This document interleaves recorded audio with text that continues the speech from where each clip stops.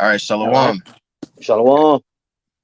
Hey, first and foremost, we want to give all praises, honor, and glory to Yahweh, Ba'ashem, Yahweh Shai, Ba'ashem Akakwadash. Double honors to the apostles and elders of Great Millstone. And peace and salutations to the elect. I got the elder Yatazak here, and I'm the brother Aina from GMS Dallas. And we're continuing on the series with Second Samuel. All right, today we're going to be going into Second Samuel chapter 21. All right, in the previous chapter, we went into how the previous two chapters we went into how King David quelled the rebellion with his son Absalom, and that was in chapter 19. And in chapter 20, basically the man Sheba came and tried to usurp authority over David and ended up getting judged as well. All right, now this chapter 21 is pretty much a loose end, I'll say, that David, had to address with, something that happened during Saul's reign. And so we're going to get a little bit into that. And then also the chapter closes out with different Philistines, that were there that had opposed themselves or risen up against Israel. All right. So I brought this out, Lord willing, it's edifying. All right, this is Second Samuel. And by the way, Zaquan, you said you want to pull it up on the screen, or because I can read it here, but I'm not on my computer. So I'm stranded too. My laptop is my oh laptop out yeah, of yeah, there. So that's right. Okay. they gonna have to look at our ugly mugs to get this Right. word. God, that's right. Yeah, we in the 2016 spirit right now. Okay, we just got straight cameras. All right. This is Second Samuel chapter 21 and verse 1. It says, then there was a famine in the days of David 3 years, year after year. And David inquired of the Lord, Yahweh Bashem Yahushai. And the Lord answered, it is for Saul and for his bloody house, because he slew the Gibeonites. You see? And so the Gibeonites, which we're going to go into, were basically heathen that dwelt in the land of Gibeon. Okay? It says, and the king called the Gibeonites and said unto them, now, and this is a parentheses. Okay, it says, now the Gibeonites were not of the children of Israel, but of the remnant of the Amorites. Okay, which were heathen. Okay, Canaanites. Okay, they were of the remnant of the Amorites. And remember, when you go into, the book of Joshua, not all of the, and in like the beginning of the book of Judges, not all of the heathen were expelled from the land as originally intended.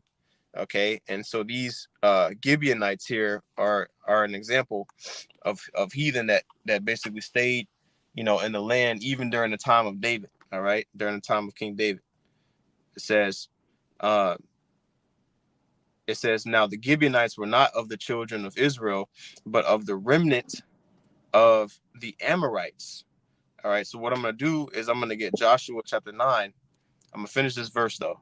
It says, but of the remnant of the Amorites and the children of Israel has sworn unto them, and Saul sought to slay them in his zeal to the children of Judah. Okay, so let's go to this in Joshua chapter 9, because when you make an oath, you got to keep that oath, man. Mm-hmm. Okay.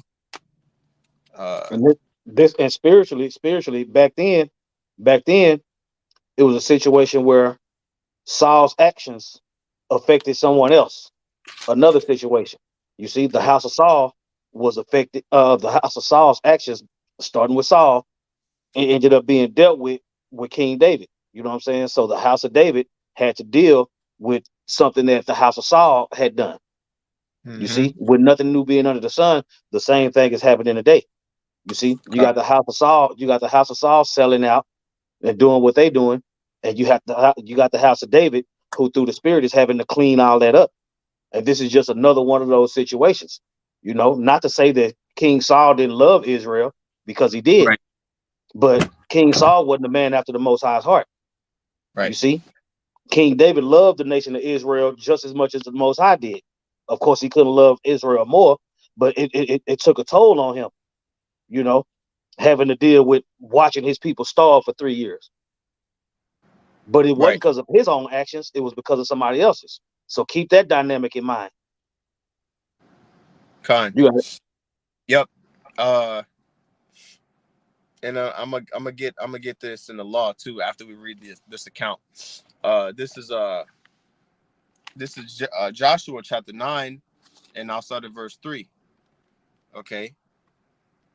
It says, and when the inhabitants of Gibeon heard that Joshua had heard what Joshua had done to Jericho. Okay, remember, Jericho, the the walls of The Jericho warfare. falling down, right? And Ai into Ai, they did work willily, and went and made as if they had been ambassadors, and took old sacks, uh, upon their asses, and wine bottles, old and rent, and bound them up, and old shoes, and clouded upon their feet, and old garments upon them, and all the bread of their provision was dry and moldy. And they went to Joshua unto the camp at Gilgal, and said unto him and to the men of Israel, we be come from a far country. Now therefore make ye a league with us.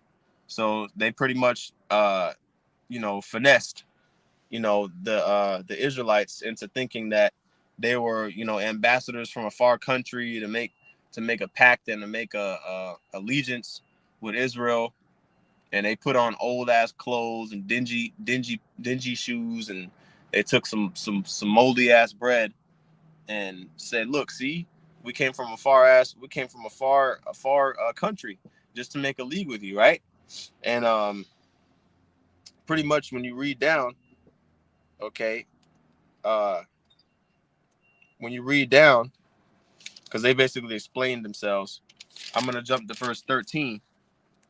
uh I'm sorry, verse verse 14. It says, and the men took of their victuals and asked not counsel at the mouth of the Lord. So basically, instead of asking Yahweh Shem Shai, okay, how should we respond to these individuals that came up to us with these evidence of being gone from a far country? They just uh made peace with them, right? It says in verse 15, it says, and Joshua made peace with them and made a league with them to let them live, and the princes of the congregation swear unto them. Okay, and so basically, uh, they got finessed. You know what I mean? Israel, uh, pretty much got bamboozled into thinking that these Canaanites were, from another country, came from far away, and they didn't inquire of Yahweh Shem Shai like they should have done before making that league with them. So Got to try the now, spirit. right? You So got to now try that the ended up, spirit, yeah, whether they heathens or not. Whether they heathens or not, you got to try the spirit. You con, know, and even though they was heathen, the situation still clearly needed to be examined. right, yep. And that's why uh the Lord held them to that, because they didn't inquire of the Lord first. You know what I mean? Because they were there on a mission. All right, they were there on a judgment spree, talking about Israel during the time of Judges of Joshua. Excuse me. They were there to basically take over the land and eradicate all the heathen systematically, eradicate them out of the land of Canaan. Okay, but instead they made a pact and a league with them. So uh, I want to get that in the law real quick, because that was pretty much the point on that. Let me get this in Leviticus. Let me see here.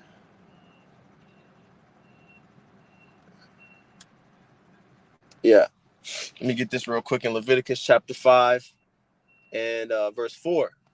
Okay, it says, or if a soul swear, or actually, I'll read it in NLT. I'll read it in NLT. It says, Gone. or suppose you make a foolish vow of any kind, whether its purpose is for good or bad. When you realize its foolishness, you must admit your guilt. You see? So basically, the vow that Joshua and the princes made, it was a foolish vow because they made a pact and a league with them heathens, which the Lord commanded to jack up. So that ended up hundreds of years later, ended up being a snare, and Yahweh Shem Shai held them to that vow. So this situation is getting addressed, as you can see now that the Lord put a man on the throne as after the Most High's heart. And so, just had to get the history just so that this specific chapter makes a little bit more sense, in case it wasn't already, in case you didn't already know about it, that account. So, going back to 2 Samuel chapter 21 and verse 3, okay, it says, "Wherefore David said unto the Gibeonites, What shall I do for you? And wherewith shall I make the atonement that ye may bless the inheritance of the Lord?" You see, so that's the only reason why they mattered, because we made a pact and a league with them. Okay, it says in verse 4, "And the Gibeonites said unto him, We will have no silver nor gold of Saul, nor of his house, neither for us shalt thou kill any man in Israel." And the king and David said, and he said, "What shall ye say that I will do it for you?" All right, verse 5, it says, "And they answered the king, The man that consumed us and devised against us that we should be destroyed from remaining in any of the coasts of Israel, let 7 men of his sons be delivered unto us, and we will hang them up unto the Lord in Gibeah of Saul, whom the Lord did choose." Okay, so Seven being a complete number. Seven right, meaning that, seven meaning enough. This is enough. This will suffice. right, right. Con. It says, whom the Lord did choose, and the king said, "I will give them." Okay, so King David agreed to this. It says, "But the king spared Mephibosheth, the son of Jonathan, uh, the son of Saul, because of the Lord's oath Mhm. that was between them, between David and Jonathan, the son of Saul." Right. Yeah. And when you go back into that history, you know what I'm saying? David and Jonathan was tight. Jonathan being Right. the son of Saul, and David also did that to show, look, don't anytime it came time for something to happen to Saul's descendants, David would prove his point that he didn't have no beef with Saul that whole time by watching out for his remnants. Mm-hmm. There was an elect among Saul's descendants that had the favor and the mercy of King David. Mm-hmm. You know, It says, so that you tend to run across these nuggets when you read these stories. You know what I'm saying? That's why we hope for the mercies of David. You see, the house of Saul. I would say the house of Saul. The remnant continuously had the mercies of David. Why? Because David understood mercy, being a man of the Most High's heart. He understood judgment and mercy and those things. And even though he had times where he was going to knock somebody off, or he got mad and was finna do somebody in, the spirit would always intervene to keep his hands clean. Go ahead. yep. And I was gonna say, imagine getting that phone call, so to speak, or that message, you know, uh, of saying like, "Hey, I know whatever you was doing, man. I'm sure it was fun, but it's time to go ahead and give your life up, you know, because of a request, of some heathen." It reminds me of the scripture in Luke chapter 12. I'm gonna pull it real quick. Luke chapter 12 and uh, verse 16. It says, "And he spake a parable unto them, saying, the ground of a certain rich man brought forth plentifully. And he thought within himself, saying, What shall I do? Because I have no room where to bestow my fruits. And he said, This will I do. I will pull down my barns and build greater, and there will I bestow all my fruits and my goods. And I will say to my soul, Soul, Thou hast much goods laid up for many years. Take thine ease and drink and eat and be merry. But the Most High said unto him, Thou fool, this night thy soul shall be required of thee. Then whose shall those things be which thou hast provided? So is Man, he, so is he that layeth up treasure for himself and is not rich toward Yahweh Shem Shai. Yeah. So you know that those individuals that the Lord put the spirit on David to choose to be the ones to give up to the Gibeonites was individuals that wasn't right. You know what I mean? And they were all of the house of Saul. So it just made me think, like, you know, if they were of the house of Saul, they would have had some type of substance. They was probably chilling. You know, that was probably the last thing that they expected was to get, you know, get got like how we about to read. Okay, those were portions of Saul's house that didn't have the mercy of David. right. You know what I'm Con. saying? Yeah. Yep. Con. Which also goes to judgment and mercy. Right. You Yeah. see, he had mercy on Mephibosheth. He had mercy. You know what I'm saying? But then it was certain ones of Saul's house that he didn't have mercy on. It's just Con. what it is. What it is. Yep. That's right. So I'll continue on back in 2 Samuel 21 and verse 8. It says, But the king took the two sons of Rizpah, the daughter of Aiah, whom she bare unto Saul, uh, Armoni and Mephibosheth, which shows you there's more than one Mephibosheth, by the way. It says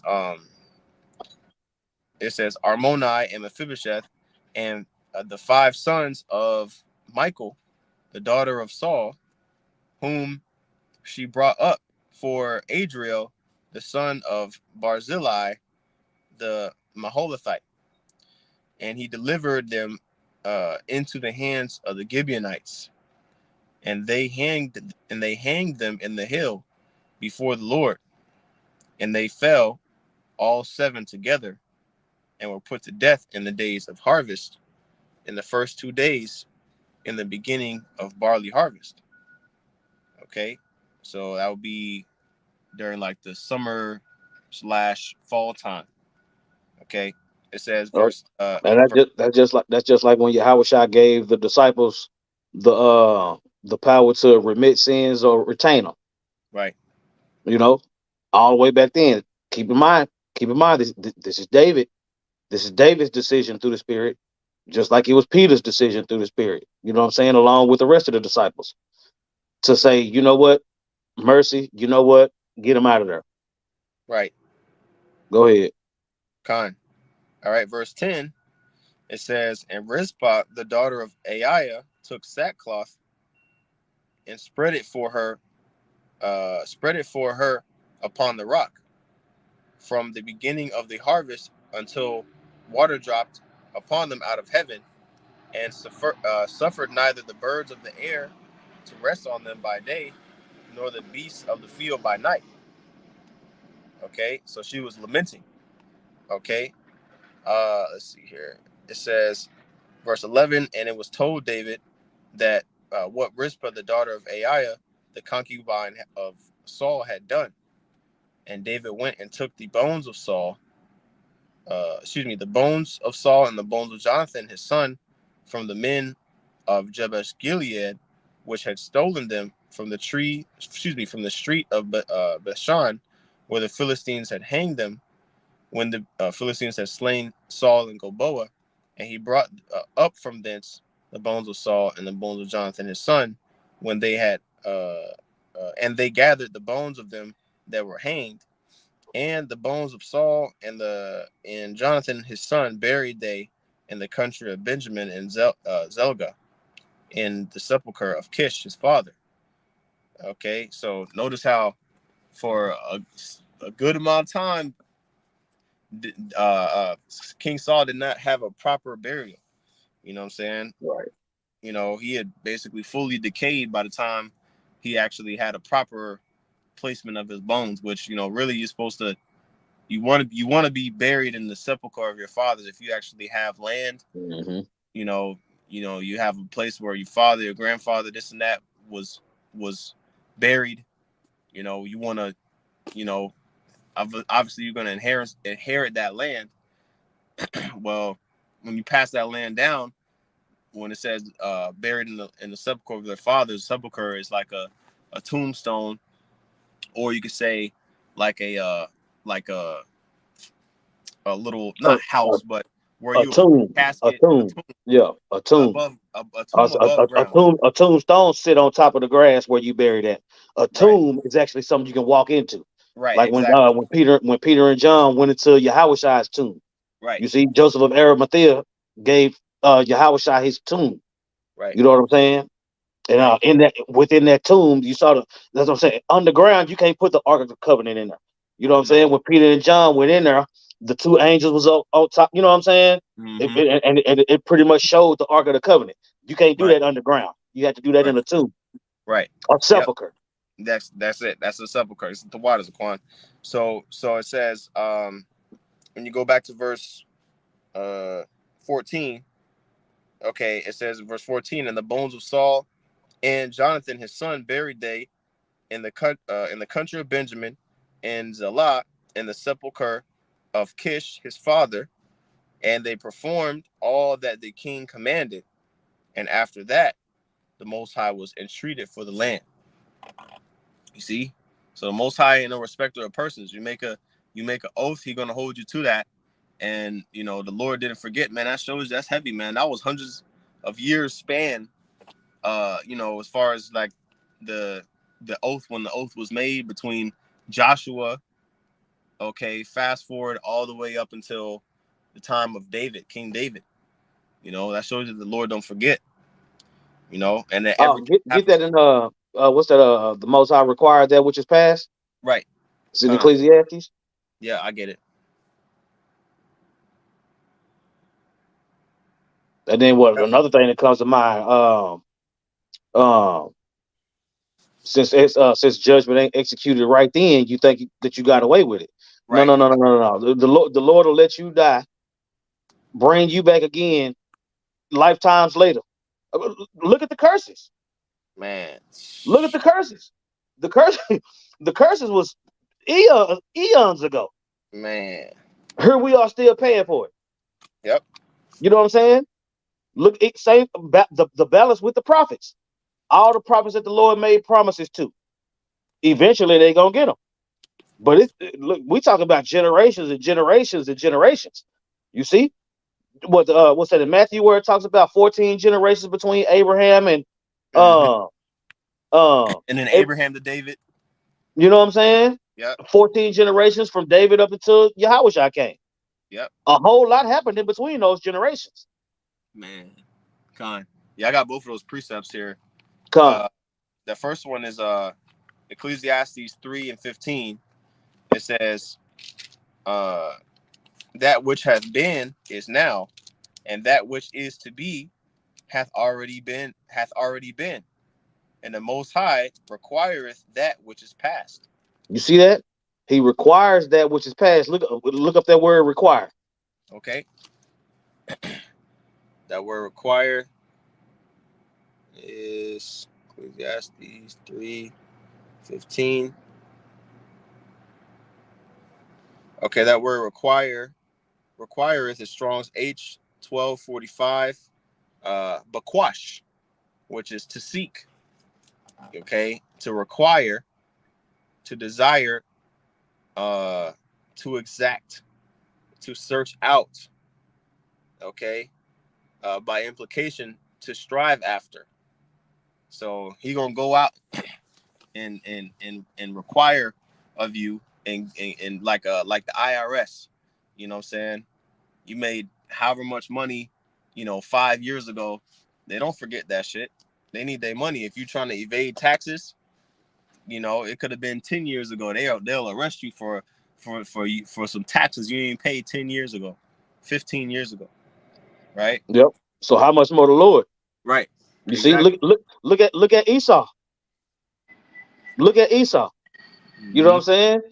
When Lamech was making this song and he was singing to his wives, he didn't know nothing about the flood, but Man, those descendants died in the flood. Con. Same thing with Esau now, right? I'm gonna get this off the comment board. This is Bayan Yashala Shalom Mark the water. Ecclesiastes 8:11. It says, "Because sentence against an evil work is not executed speedily, therefore the heart of the sons of men is fully set in them to do evil." You see? Yep, that's it. So, bro, we've been in so many different captivities. All the curses didn't even hit in all the captivities, but all the curses hit. If Man, that makes sense, right, you know. Some captivities we didn't have to worry about not knowing that we was Israelites. right, But in the captivities where we knew that we was Israelites, those captivities was jacked up too. right. Yeah, yeah, because we You know could what I'm see saying? So like you Salakia. So like you was going into um Saul and the Gibeonites being paid back for what happened with an oath Joshua made. It all comes together. Con. You got it. Yeah. Hey, and you see how the Lord used Saul to go off instead of a righteous man, and then his sons got judged for it, you know. But I was making that point of what you were talking about with the son. I'm sorry, with the curses. We didn't experience them all at once. Because we like now in this captivity in the American Babylonian, Babylon the Great captivity, we didn't even see how far we fell from, you know. And the other ones, we saw where we fell from, and it talked about that when the second temple, when the foundation of the second temple was rebuilt, you had some of those elders that were there from when the first temple was torn down, and they remember, you know, they remember what the old temple looked like, and to see the foundation of the second temple be built up, it caused them to get emotional. You know what I mean?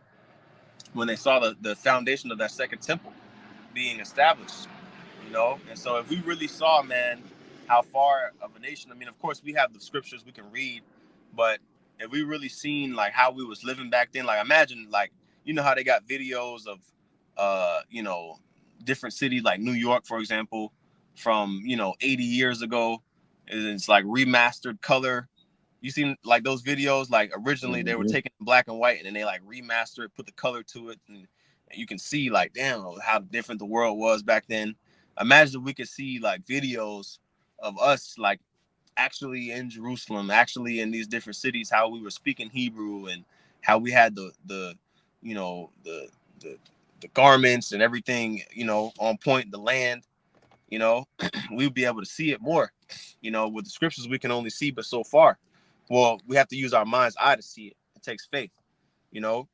But my point is to all that, when we get back in the kingdom, man, we're gonna get remembrance of all those things. You see, scripture say there's no remembrance of former things, but in the kingdom, we're gonna see all those things that we once had, and it's gonna be a beautiful thing to get those things back. Uh, but going back to this Second Samuel, okay, kind of transitions to verse 15. It says, in verse 15, it says, "Moreover, the Philistines had yet war again with Israel." So the Philistines, they ain't never let up. Okay. It says, "And David went down and his servants with him and fought against the Philistines, and David waxed faint." Yeah, because he was getting older, right? It says, and uh, Ishbai Benab, uh, which was of the sons of the giant, the weight whose spear weighed 300 shekels of brass in weight, being girded with a new sword, thought to have slain David.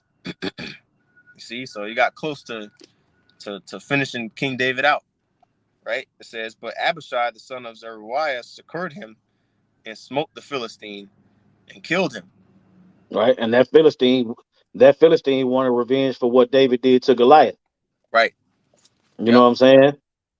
Right. So, how long ago was it when David killed Goliath?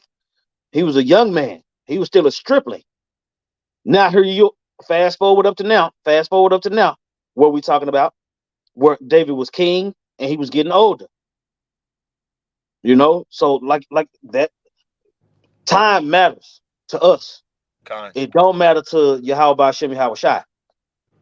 You see, that wasn't no time at all for the Lord. But whatever his name was, who you just read about, that giant, he had to hear about Goliath being killed by David growing up, and then he had to grow up to the point to where, you know what I'm saying.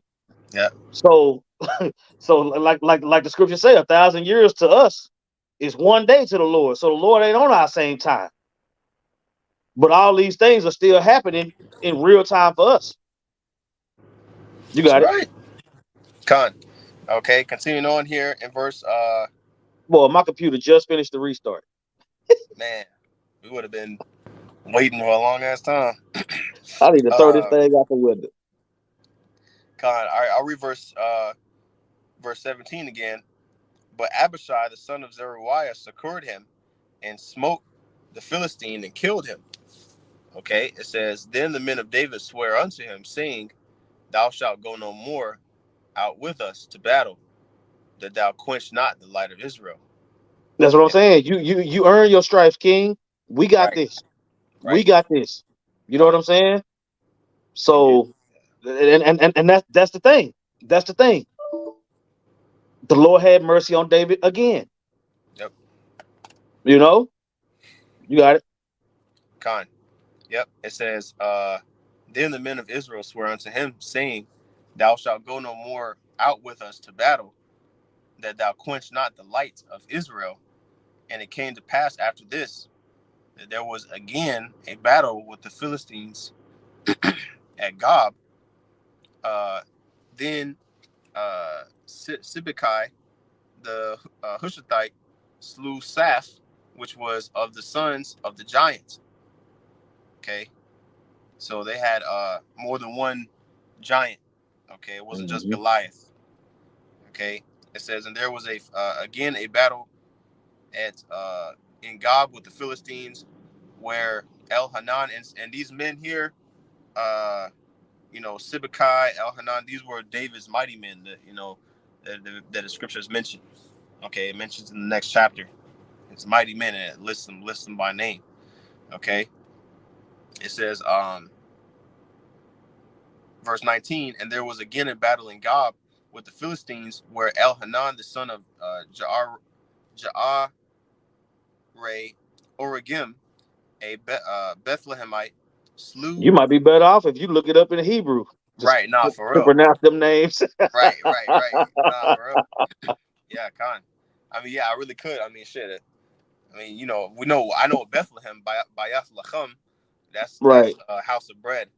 You know, but yeah, Esau got all these different vowels in here. Which this ain't nothing but you know uh uh transliterations of real Hebrew words. By the way, Hmm. you know what I mean. When Yeah. you see every name, Real Hebrew words. yeah, Yeah. yeah, Real Hebrew words yeah. for those out there who think that we don't have the Hebrew, or I mean, those out there who lie saying we don't have the Hebrew. Go yeah, ahead. yeah. Con. It says, uh, the son of Ja'are Origim, a Bethlehemite, slew the brother of Goliath, the Gittite. Okay, the staff of whose was like a weaver's beam. So you know, during the time process of making clothes, I think we went into that when we went into First Samuel 17. We looked up the size of a weaver's beam and how big that had to and heavy that had to have been. You know, if you beat somebody with a big ass spear like that, then you had to have been a mighty man yourself, right? But this was the brother of Goliath, so that was a heavy feat. Okay, imagine how mighty these men were that was able to take down a man like that. Okay, Goliath's brother, right? It says, uh, let me see here, verse 21. Oh no, that was verse 20. It says, and there was yet a battle in Gath. So these are multiple battles. It's just showing the highlight reels, all right, or the outcomes of these. Okay, it was multiple battles. It says, and there was a battle in Gath, where was a man of great stature that had on every hand 6 fingers, and on every foot 6 toes. Straight Uh, up weirdo. yeah, you know, you Big think, ass weirdo. yeah, yeah, Manute Bowl with 400 pounds of muscle, okay, and an extra finger on each hand, some alien shit, you And he know, want all the smoke. right? And Radiating, got dealt you know, with. yep, foaming at the mouth, everything, right? It says, verse 20 in the middle, it says, um, and on every foot 6 toes, 4 and 20 and number, and he also was born to the giant.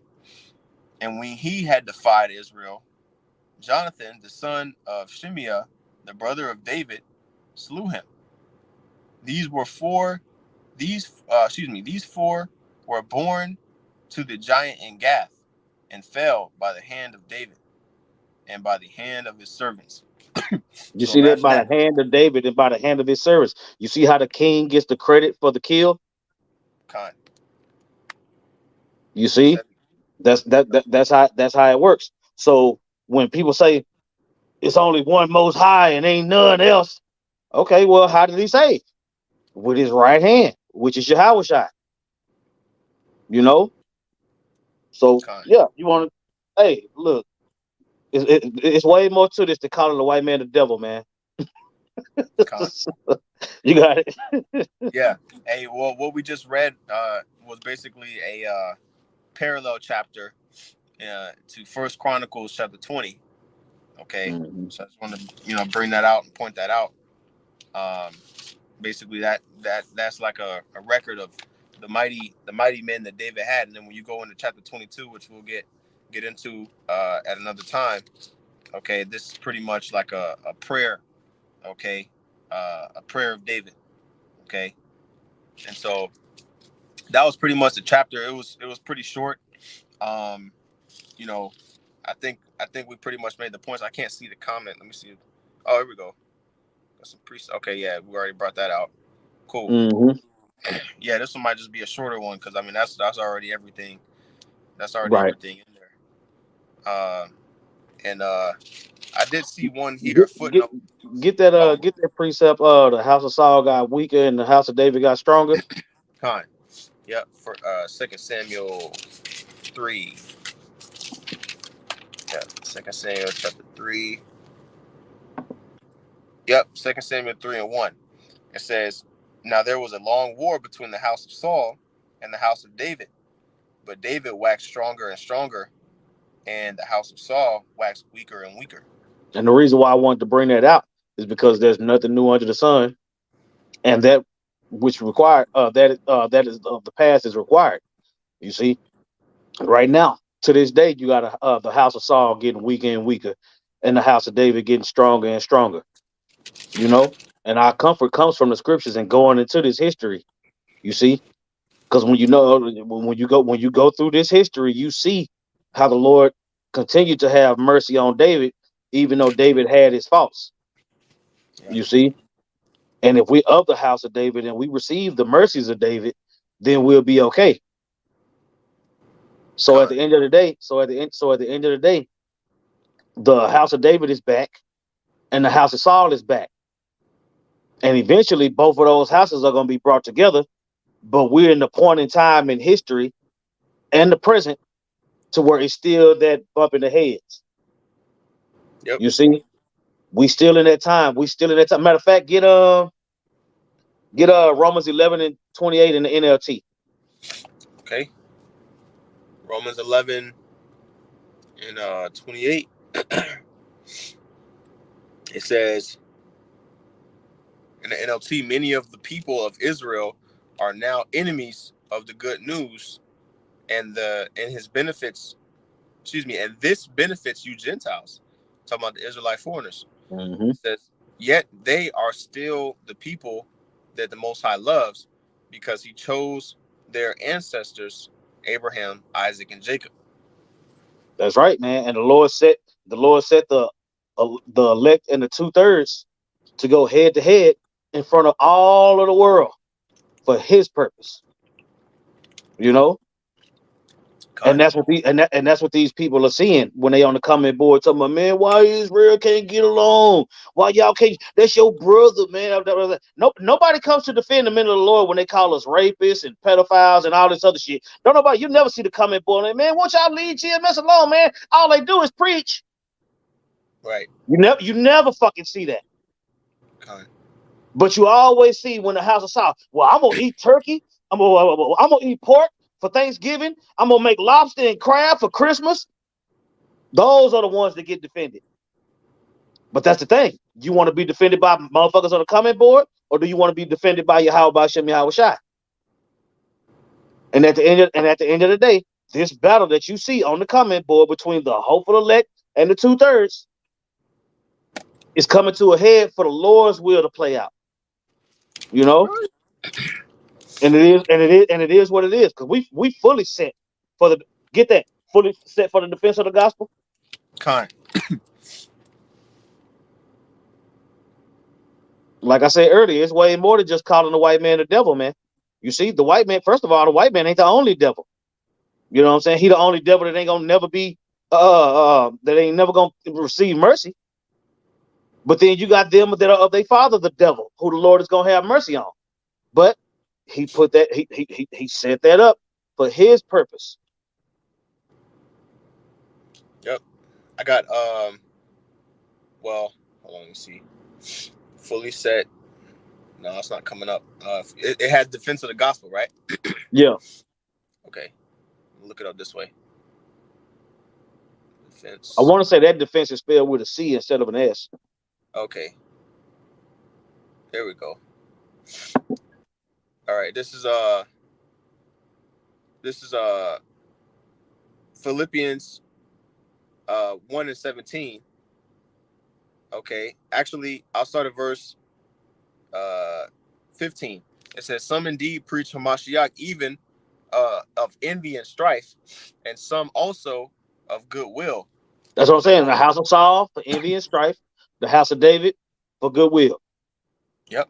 It says, "The one preach of Hamashiach, the one preach Yahushua Hamashiach of contention, not sincerely, supposing to add affliction to my bonds, but the other of love, knowing that I am set for the defense of the gospel."